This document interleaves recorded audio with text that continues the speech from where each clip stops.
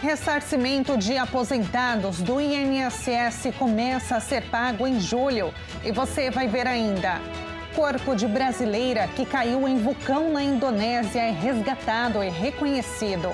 E ainda, ANAC caça certificado e suspende operação da Voipass no Brasil.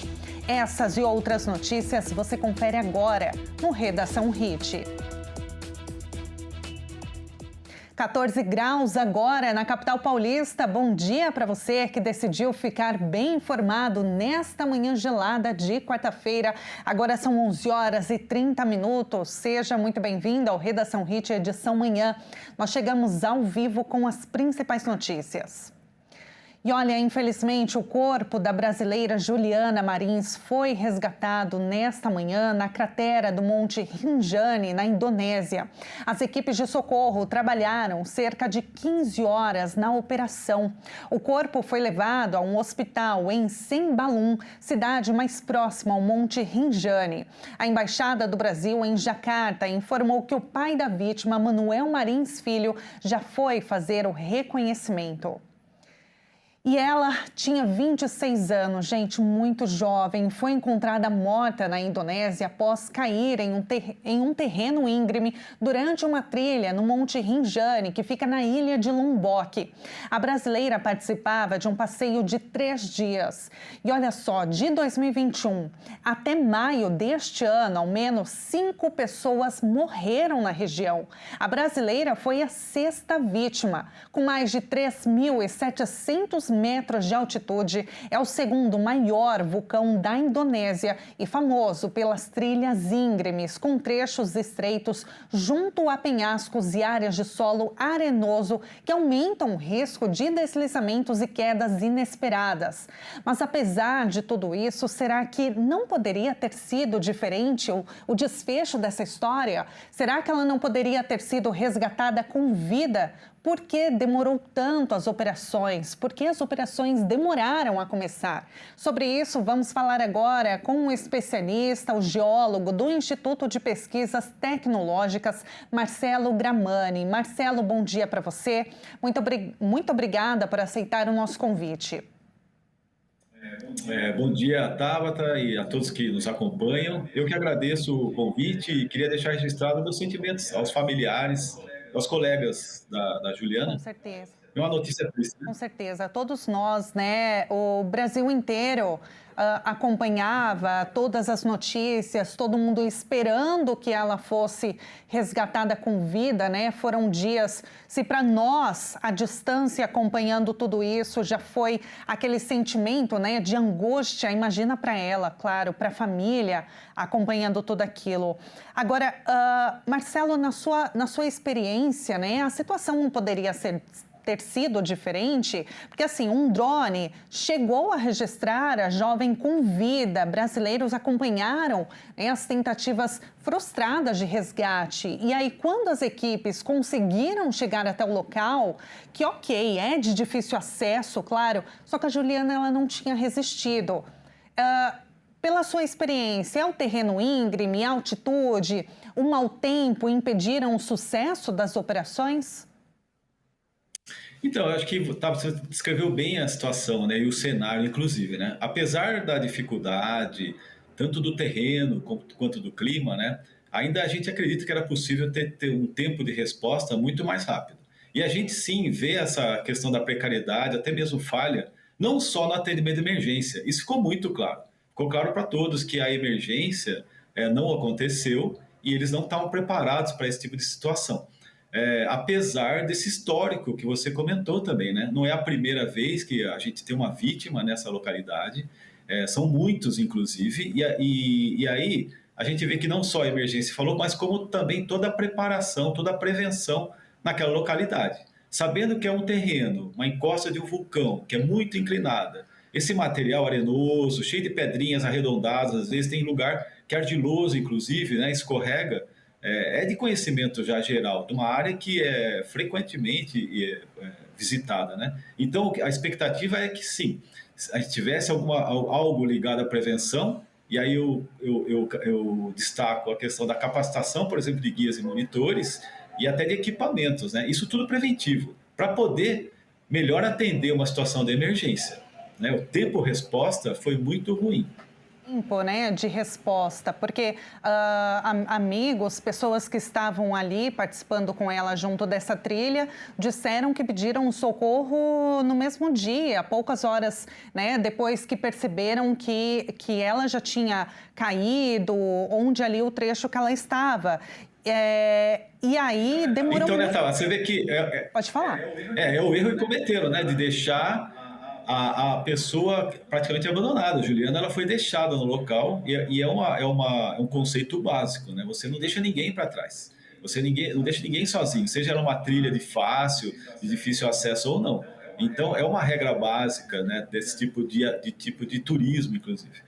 Então, tudo se iniciou praticamente nessa situação, de ter deixado a Juliana sozinha numa área bastante perigosa, inclusive. Os guias, então, na sua análise, Marcelo, eles deveriam portar, talvez, equipamentos de ajuda, de resgate para situações como essa?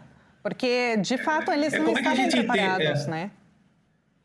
Isso, é perfeito a sua pergunta. Como é que a gente entende? Os guias poderiam ter a questão do equipamento, né, que é fundamental, e até a própria localidade, né? A gente já visitou lugares onde tem trechos considerados setores críticos do ponto de vista de risco geológico, onde você tinha lá corda, onde você tinha isolamento, onde você tinha, inclusive, equipamentos de primeiros socorros. Porque, infelizmente, a Juliana escorregou, né, tropeçou e caiu, mas alguém poderia passar mal. Então, nem acho que equipamentos básicos de primeiro socorro os guias possuíam naquela localidade. É um aspecto a ser investigado ainda. Quanto mais, né, ter equipamentos como corda, mosquetão, as macas, que poderiam ter acelerado muito o processo. E outro fator agravante foi essa questão de deixar, mesmo com o testemunho, né, de um guia ou outros guias falando que estavam muito próximos, a história dos 3 minutos perto da Juliana é uma eternidade numa área como aquela do vulcão. Uma coisa é 3 minutos aqui no quarteirão, a gente anda numa área urbana. Outra coisa é num terreno onde o caminhar já é difícil. Você imagina você caminhando em trechos, você tem como se fossem bolinhas de gude, né? Você não consegue quase que se equilibrar, dada a dificuldade, onde você consegue afundar facilmente os pés, né? Então, de fato, as pessoas próximas deveriam esperar nessa recuperação da Juliana e de outros, inclusive, essa recuperação física, né, para poder continuar a sua trilha. Agora, Marcelo, o terreno, então, ele ia cedendo. Conforme passar dos dias, se ela não... foram 4 dias, né?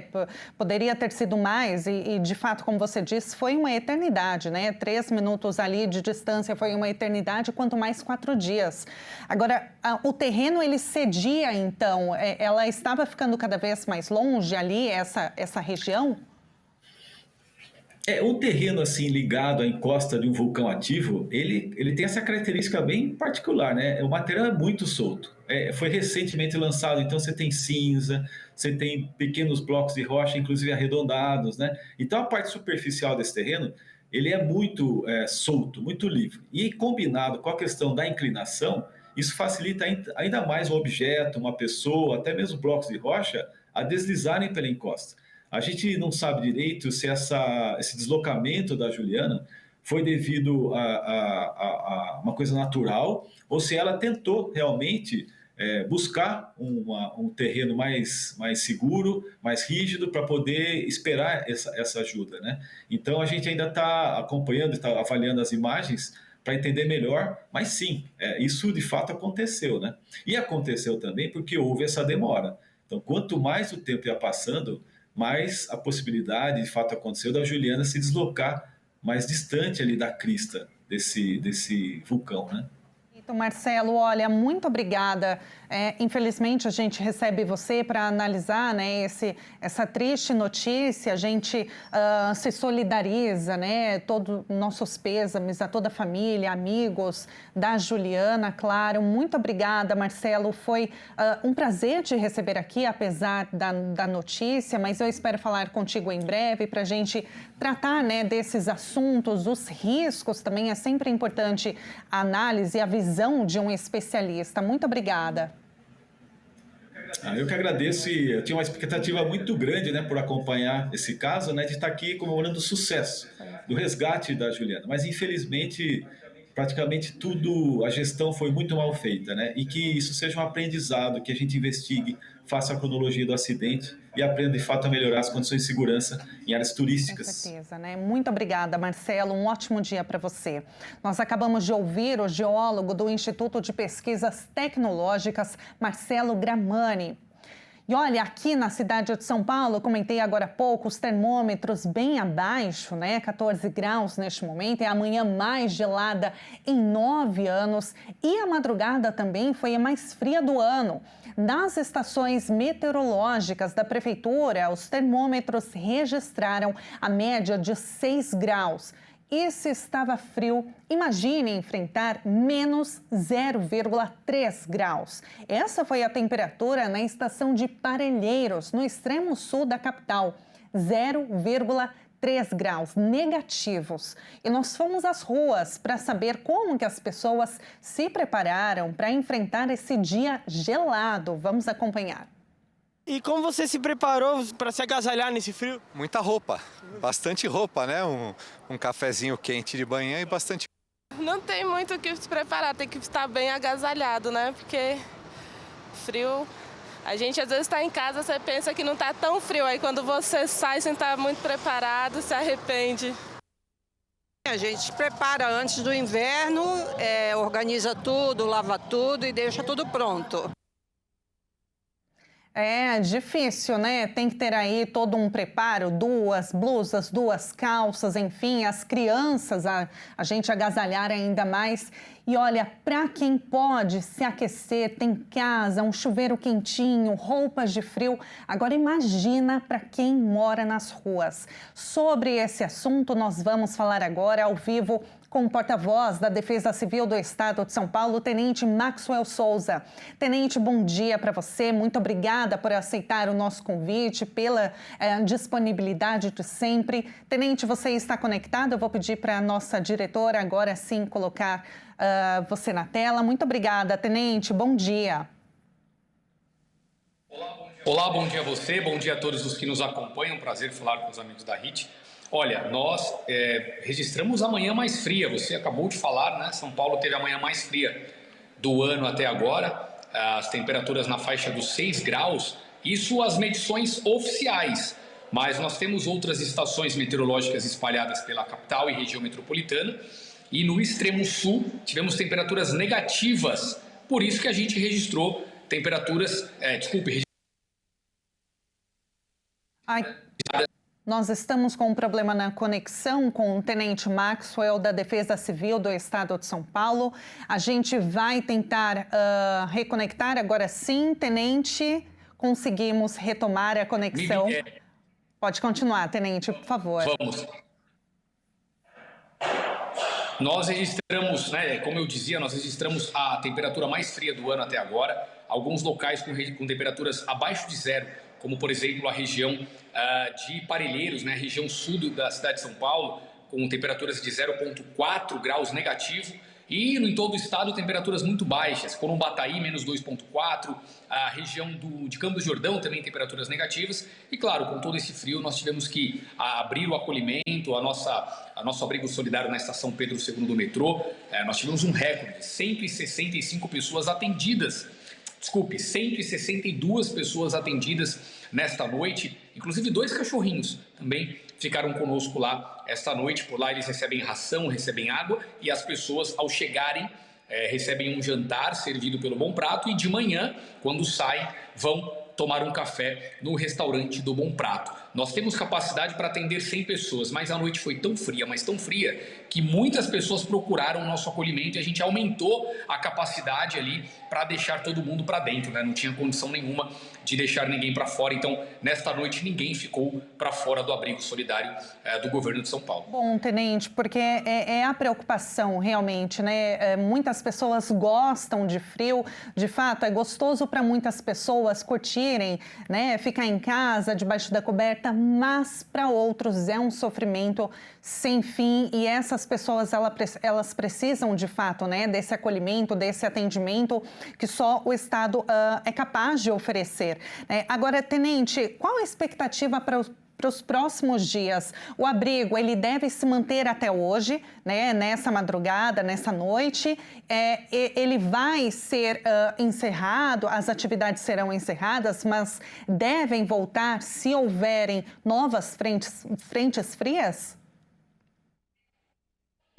Sim, nós vamos manter o abrigo mais essa noite de quarta-feira, às 19 horas ele está reaberto, fica até amanhã às 8 da manhã, no mesmo formato, né? Capacidade para atender homens, mulheres, famílias, crianças, os animais também, a gente recebe ali, temos um espaço dedicado aos animais, porque a gente sabe que muitos moradores de rua têm os seus cachorros, têm os seus animais que são seus companheiros do dia a dia, e a gente não pode deixar os animais para fora, porque muitas vezes eles não querem entrar. Se a gente separa o cachorrinho do dono, ele não quer ficar dentro do abrigo, e aí ele acaba ficando à noite no frio, no relento, então a gente acolhe o animalzinho também. Nós vamos manter aberto então até amanhã às 8 da manhã, e aí as temperaturas voltam a subir, é uma boa notícia, né? Vai voltar a ficar um pouco mais amena a temperatura aqui na capital, na região da Grande São Paulo, e aí nós voltaremos com o abrigo sempre que as temperaturas estiverem com 10 graus ou menos que isso. Sempre que a previsão indicar 10 graus ou menor, nós vamos abrir aqui o abrigo solidário ali na estação Pedro II do metrô. Mas a prefeitura mantém um acolhimento permanente. Então, nós também, mesmo fora das temperaturas baixíssimas, a prefeitura já mantém um acolhimento para as pessoas em situação de rua e o governo do estado reforça esse atendimento sempre que o frio fica mais intenso, como foi o caso de hoje, inclusive com algumas geadas, né, registradas pelo estado de São Paulo, como na própria Grande São Paulo e em Campos do Jordão, na região de Bragança Paulista, na região serrana, em São João da Boa Vista, vários pontos registraram temperaturas bem extremas nesta madrugada. A partir de quinta-feira, as temperaturas voltam a subir um pouquinho, né, Tenente? A gente não chega a enfrentar de novo esse frio extremo. E aí, como que está o alerta? Alguma região ainda mantém esse alerta de frio ou não? O nosso alerta tem validade até hoje, porque esta noite a gente já tem um aumento das temperaturas. Nós vamos manter o abrigo por uma forma de acolhimento, mas essa noite a gente já está fora do protocolo, ou seja, já passa dos 10 graus. A previsão é que durante a madrugada nós tenhamos entre 12 e 11 graus. Mas é claro que a gente não vai levar o critério técnico tão a ferro e fogo, né? Não tem porquê. Então nós vamos manter o abrigo montado, mas aí na noite de quinta para sexta aí já volta a uma condição mais amena. As temperaturas mínimas na capital em torno dos 14, 15 graus. E o alerta que fica agora para os próximos dias não é mais de frio extremo, mas são os riscos das queimadas. E eu vou explicar por quê. Nós temos uma condição de muita amplitude térmica, ou seja, pela noite e manhã, temperaturas mais baixas, 14 graus. Só que durante o dia, os termômetros podem marcar até 30 graus, porque o sol fica realmente muito forte, né? E sem nenhum tipo de nuvem, isso esquenta o ambiente. E aí o que acontece? A umidade do ar fica muito baixa. Tanto que ontem nós tivemos 20% de umidade do ar no interior de São Paulo. Isso é muito sério, porque fica realmente muito baixa esta umidade do ar. E aí nós temos riscos para incêndios, riscos para queimadas florestais. Eles aumentam bastante esses riscos para queimadas. Por isso a gente alerta a população para durante os próximos dias ficarem atentas com a questão da hidratação, beberem muita água, manterem umidificação do ambiente dentro de casa, principalmente quem tem doença respiratória. E também, claro, evitar fazer queimada, né? Não é hora de ficar queimando lixo, jogando bituca de cigarro na margem das rodovias. Mas o frio se despede da gente e a gente vai ficar aqui, claro, esperando uma próxima frente fria, que os meteorologistas já disseram que daqui a pouco chega uma próxima aí, quando vier a gente alerta a população. Certo, Tenente. Olha, muito obrigada pelas informações, por nos atualizar. Parabéns pelo trabalho, força para vocês também, né, que estão aí na labuta, no dia a dia, para trazer esse acolhimento para as pessoas em situação de vulnerabilidade social. Muito obrigada, Tenente. Até uma próxima. Até uma próxima. A gente que agradece. Um grande abraço. Um abraço, Tenente. Nós acabamos de ouvir Maxwell Souza, tenente, porta-voz da Defesa Civil do Estado de São Paulo.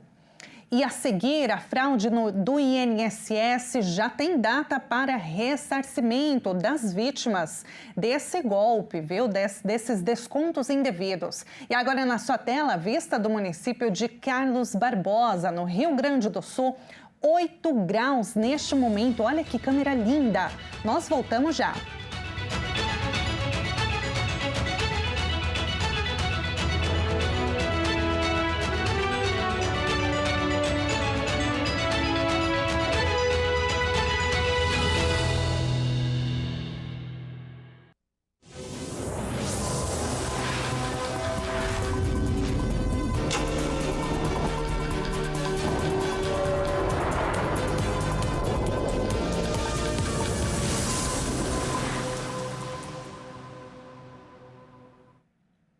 E nós estamos de volta agora no horário de Brasília, 11 horas e 52 minutos. A ANAC cassou em definitivo o certificado de operador aéreo da Voipaz. Com a decisão, a companhia fica impedida de realizar o transporte aéreo de passageiros. A cassação da operação já havia sido determinada em primeira instância, mas a Voipaz recorreu. Na reunião da diretoria da ANAC, o advogado da Voipaz defendeu que a cassação pode significar uma pena perpétua para a companhia. A Agência Nacional de Aviação Civil revelou que após a queda da aeronave da Voepaz, em agosto do ano passado, que deixou 62 mortos em Vinhedo, São Paulo, a companhia aérea operou 2.600 voos com aviões sem manutenção adequada. Em 10 meses, a fiscalização da ANAC encontrou diversas irregularidades na operação da Voepaz.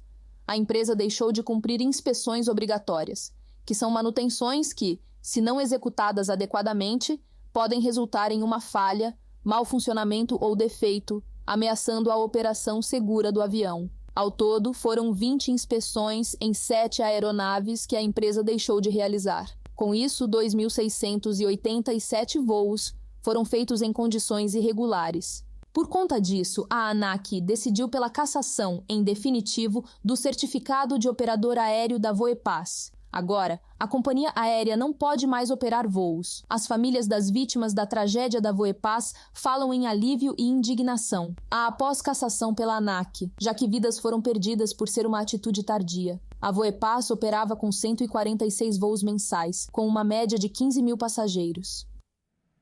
E o Instituto Nacional do Seguro Social, INSS, disse que pode iniciar o ressarcimento dos descontos irregulares nos benefícios de aposentados e pensionistas no dia 24 de julho.